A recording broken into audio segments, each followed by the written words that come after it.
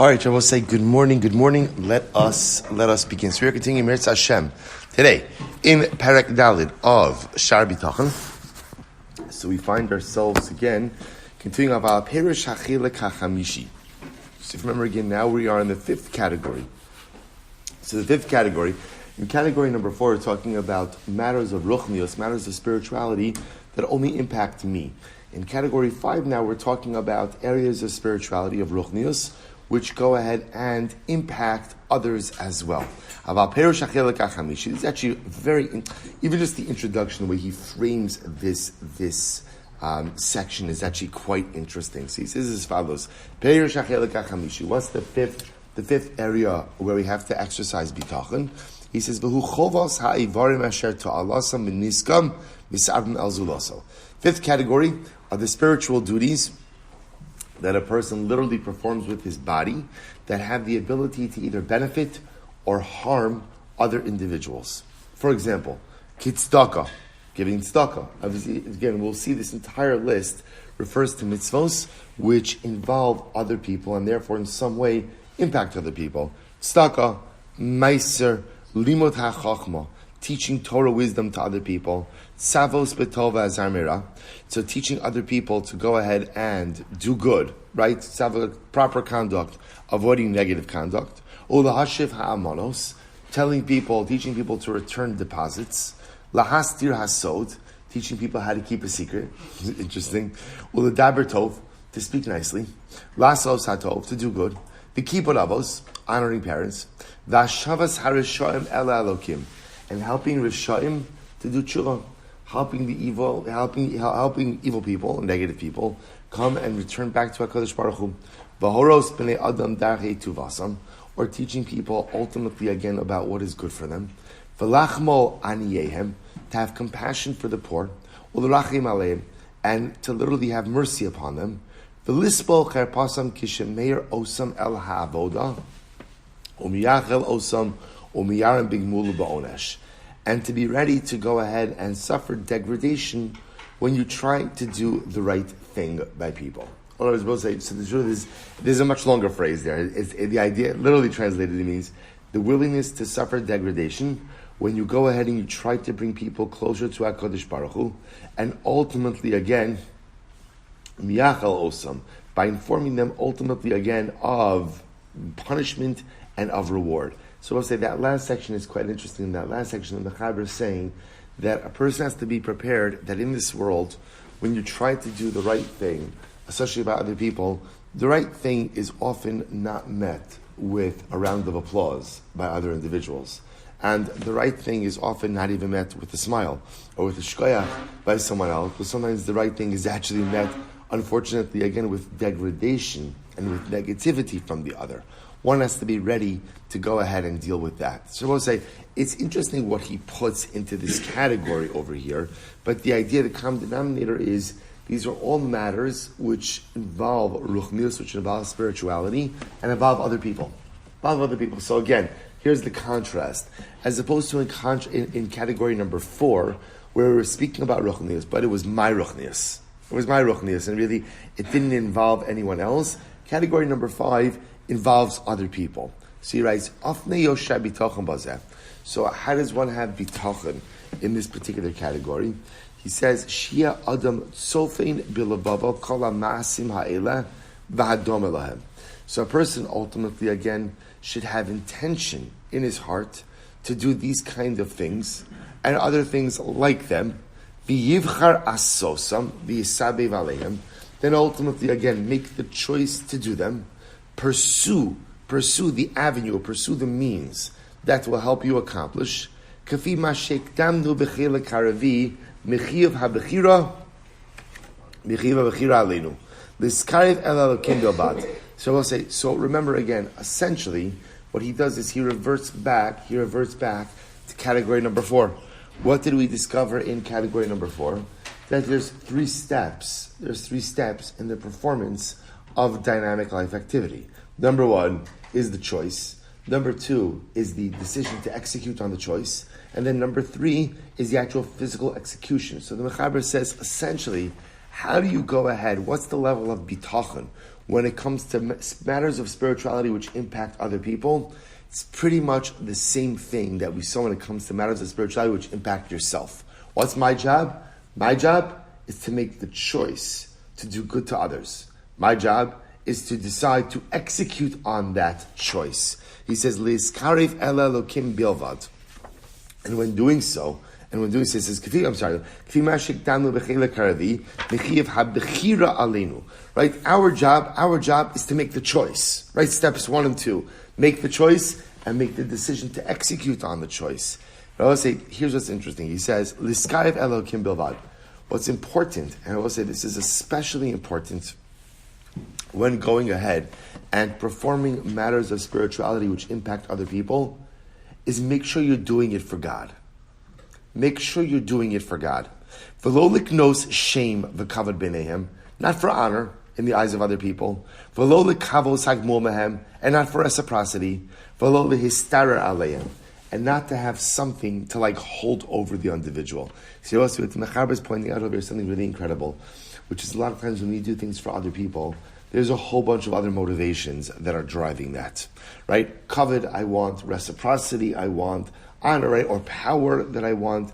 So we'll say, we know in life in general, especially when doing things for other people, there could be only one motivation for that, and that's to do good, to fulfill the will of Hashem.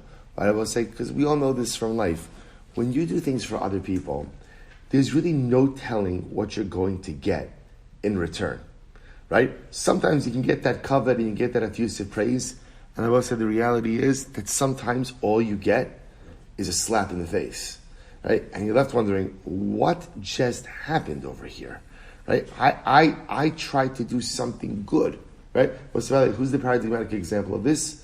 Moshe Rabbeinu. Moshe Rabbeinu spends his life going ahead and doing good for Klal Yisrael. The most incredible, dramatic, selfless good. What does he get? Right? Saras, right? Saras, right? What does he get? Nothing. And if he just got nothing, it actually would be okay. Dayenu, right? He doesn't get nothing.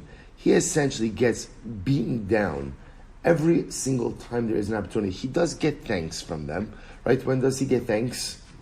Right? At his Levaya, right? When he's dead. When he's dead, everybody has exceptional gratitude towards him. He'll say, it's an incredible... I know it sounds like you're like, oh God, I woke up early for this. Give me something a little bit more upbeat. And I'll say, it is upbeat because the most upbeat thing is being real in life. So being real in life is if you're going to do good for other people, do it because it is the Ratzon Hashem.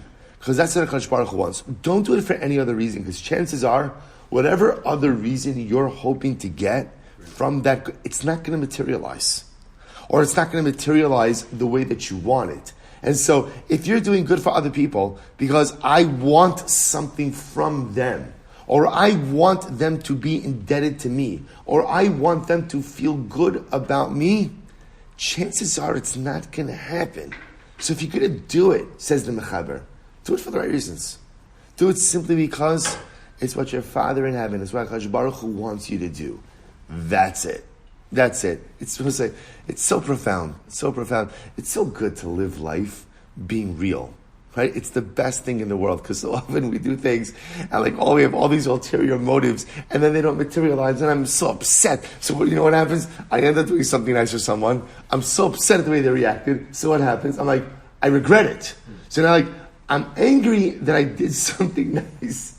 So it's so counterintuitive. I spent the time or I spent the money. I did something nice, and now I'm angry that I did it. I hate the person. I hate the world. I'm angry at life, right? And meanwhile, just do it for the right reasons, and you avoid all this, right? It's almost like it's just do the right thing and walk away. Do the right thing and recede into the shadows, and just live with the incredible simcha that you are fulfilling the will of HaKadosh Baruch Hu. That's it. Mic drop, right? You did the will of God, done. I'm out. So he says, and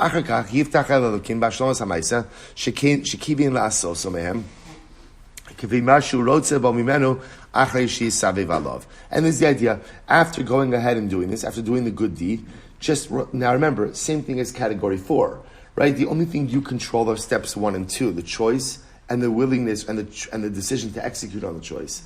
After you do that, and obviously, as Greg pointed out when we first learned this, obviously you have the obligation to initiate stage 3, right? In other words, you're right. I don't control the actual culmination of the physical fulfillment, but I got to roll up my sleeves. In other words, I have to start. And then after you do your stuff, kind of take a step back and know that hopefully HaKadosh Baruch Hu will go ahead and take care of the rest. Vizar. Now this is what we just before. We'll just do another few moments. This is why it's incredibly important when you perform good for someone else, to whatever degree possible, you could keep it anonymous, right? To whatever degree possible, you can go ahead and the other person shouldn't know.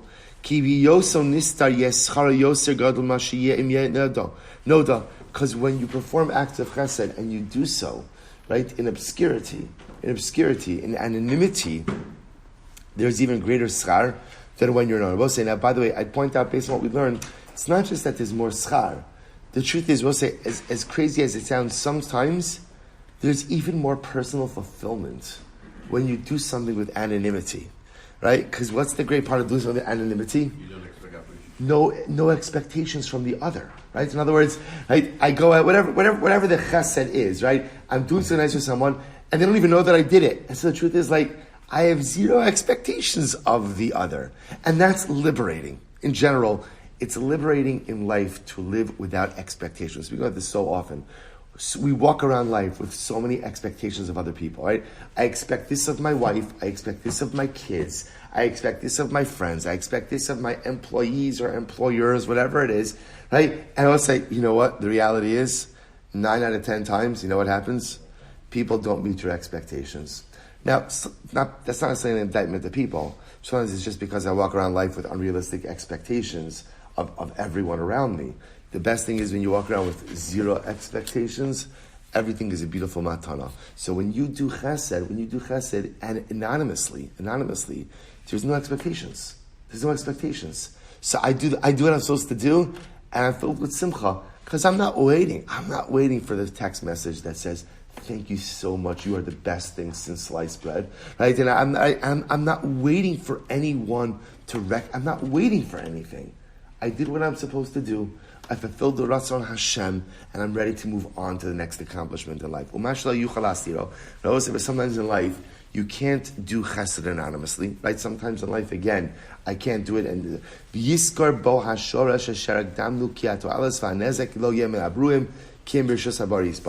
so we'll say at the end of the day, if you can't do it anonymously, then at least know whatever happens is in the hands of Hashem. Right? So in other words, someone does recognize, doesn't recognize, someone is nice to you, not nice to you, okay. You know what? All of that's the stuff that's in the purview of the Ribbon Shalom. Mechashay yigalgel habari al yado mitzvah yachshov belibo ki utova me'is habari yis'al sheitiv ba'ila. This is so beautiful.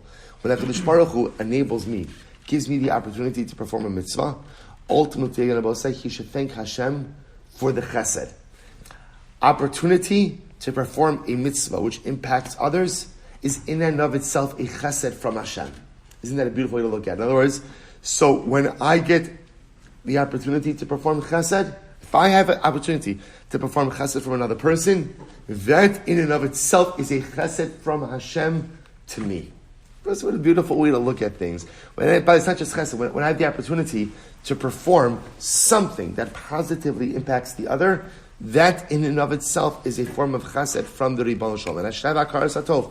I should have gratitude. Ultimately, again, don't get carried away with yourself when people praise you for it, for what you did. And don't get carried away with yourself when people heap honor upon you. Because that could happen, right? Baruch Hashem, sometimes you do get positive feedback or accolades or honor, but don't let that go to your head. Because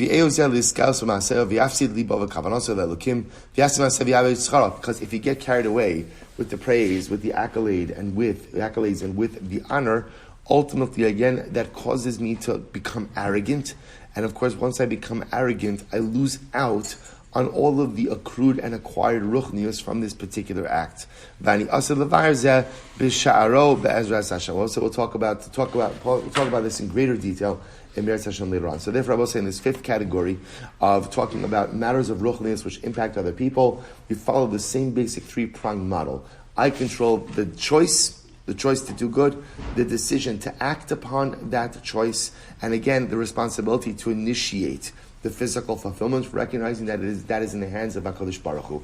The Lord said the ikr being at the end of the day, when you do good for others in some way, shape, or form, recognize that your job is to try to do it anonymously and to try clearly to do it for the sake of fulfilling the will of HaKadosh Baruch Hu. That's it. That's the entirety. And if I do good things for others with that mindset, whether I get praise, don't get praise, it's totally irrelevant. Because my simcha, I was saying, here's the key. My simcha in life does not come from the reaction of other people. My simcha in life comes from the knowledge that I'm doing good. And I will say, that in general is one of the most important things in life. Too often in life, we hinge our personal happiness on the reaction, right? Or on receiving something from others. Simcha in life has to come just from the knowledge that I am doing the right thing. If I hinge my simcha in that, then I have the opportunity to truly lead a simcha-filled life. I'm going to stop over here for today. Shkoyach. What a peace. What a peace.